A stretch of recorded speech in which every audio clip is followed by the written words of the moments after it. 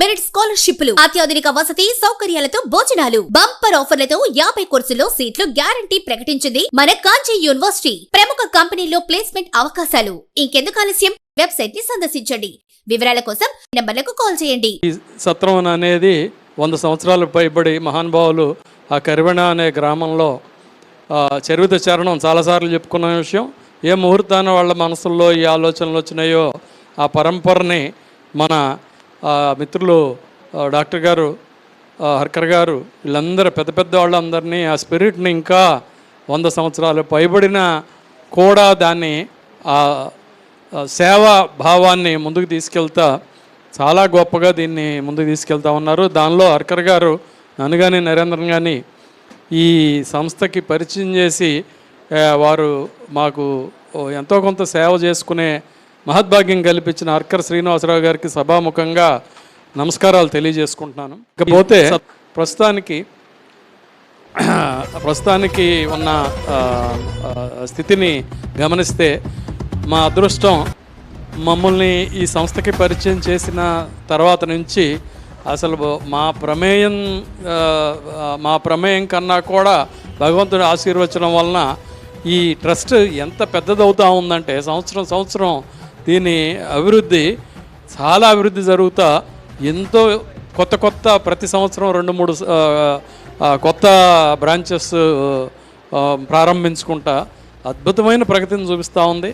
అట్లే ఆర్గనైజేషన్ కూడా ప్రొఫెషనల్గా ఎంప్లాయీస్కి మంచి జీతభత్యాలు ఇవ్వటం, వాళ్ళ రిటైర్మెంట్ బెనిఫిట్స్ ఇవ్వటం, ఈఎస్ఐ పిఎఫ్ లాంటి శాశ్వతమైన వసతుల్ని మన సంస్థ ఉద్యోగస్తులకి ఇవ్వటం, వాళ్ళందరూ కూడా మనవాళ్ళు, మనతో పాటే వాళ్ళు కూడా లేదు మనకన్నా ఒక మెట్టు ఎక్కువ వాళ్ళు సేవాభావంతో మనకు పనిచేస్తున్నారు. కాబట్టి ఈ రకంగా సంస్థని ప్రొఫెషనలైజ్ చేసుకుంటా ముందుకు తీసుకెళ్తా ఉన్నాం. చాలా సంతోషం. ఈ సంస్థ ఇంత పెద్దదైన తర్వాత ఇంకా ఆ పేరుని అఖిల భారత నిత్యాన్నదాన కరివేణ సత్రం అని అనటంలో ఎక్కడికి ఎవరికి ప్రజెంట్ చేసినా, పెద్దవాళ్ళకి ఎవరికైనా ప్రజెంట్ చేసినప్పుడు సత్రం అనే పేరు అది ఒక సత్రంలాగా ఉంది. దీన్ని నేను ఇందాక డాక్టర్ గారికి నా ఆలోచనని నేను చెప్పాను. దాన్ని ఏదైనా ఒక ట్రస్ట్ అనో లేకపోతే ఒక సొసైటీ అనో ఏదో ఒకటి సత్రం అనే దాని ప్లేస్లో అఖిల భారత బ్రాహ్మణ నిత్యాన్నదాన కరివేణ ట్రస్ట్ అని అనేది ఏదైనా మారిస్తే బాగుంటుందని చెప్పని నా సూచన.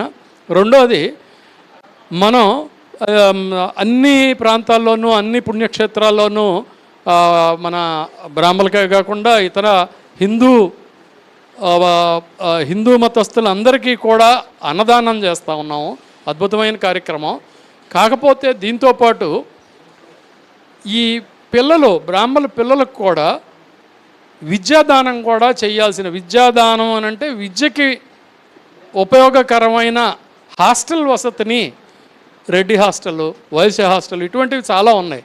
బ్రాహ్మణ భవన్ అని చెప్పిన, బ్రాహ్మణ హాస్టల్ అని చెప్పినని ఒకటి విజయవాడలో, ఒకటి హైదరాబాదులో మన ట్రస్ట్ తరఫున, మన కరివేణ ట్రస్ట్ తరఫున నిర్మించాలని చెప్పనని డాక్టర్ గారిని అభ్యర్థించాను. సో ఈ అభ్యర్థనతో పాటు నా బాధ్యతగా నేను విజయవాడలోనూ హైదరాబాద్లోనూ ఒకవేళ సభ అంగీకరించి ముందుకు కానీ వెళ్తే నేను దానికి ఒక 10 లక్షలు, దీనికి ఒక 10 లక్షల రూపాయలు నా తరఫున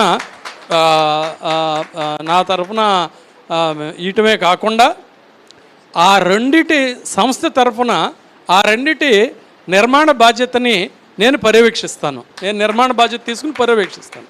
తర్వాత ఆ నిర్మాణం కూడా పూర్తయిన తర్వాత దాని ఆపరేషనల్గా కూడా నేను పూర్తి బాధ్యత సంస్థ తరఫున, కరివేణ సంస్థ తరఫున నేను ఆ నిర్వహణ బాధ్యతను కూడా నేను తీసుకుని ఆ పిల్లల అడ్మిషన్స్ కానీ ఇంకోటి కానీ దాన్ని నేను పర్యవేక్షించగలుగుతాను ఒకవేళ కమిటీ అంగీకరిస్తే. సో ఇది నా ఆలోచనల్ని సభ ముందు ఉంచుదామని చెప్పననే ఉద్దేశం కొద్దీ నేను ఈ ప్రపోజల్ని ఇస్తున్నాను.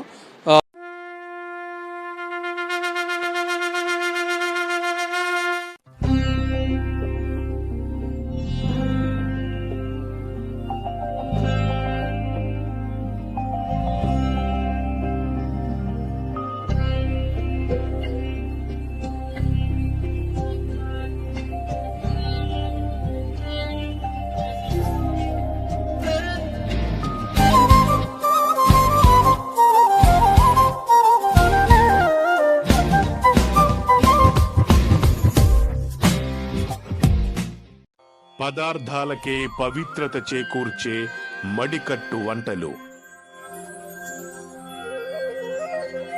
తొలి ముద్దకు ముందు మంత్రోచ్చారణలు.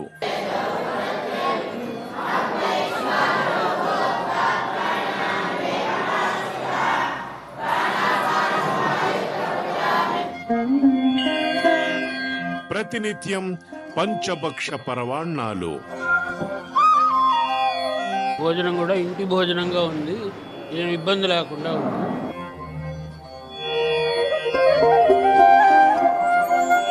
వచ్చిన వాళ్ళు ఏ టైంకి వచ్చినా కూడా లేదు అనకుండా అన్నం పెట్టడం అనేటటువంటిది ఈ కరివెన వారి యొక్క ప్రాధాన్యత అన్నమాట.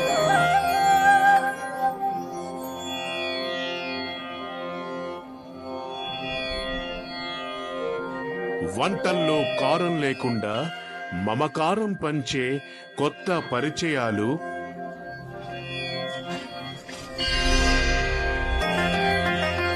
సంప్రదాయ దుస్తులతో వడ్డించే భోజనాలు.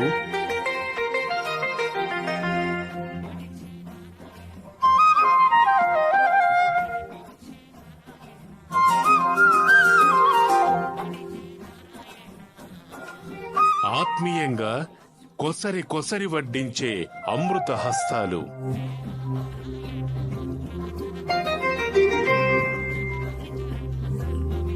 ఏ క్షేత్రం వెళ్ళినా పక్కా బ్రాహ్మణ భోజనాలు.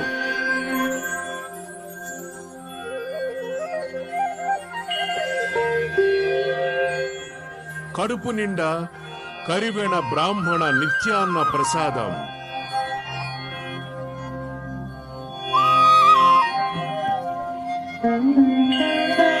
Special story on AB6 News.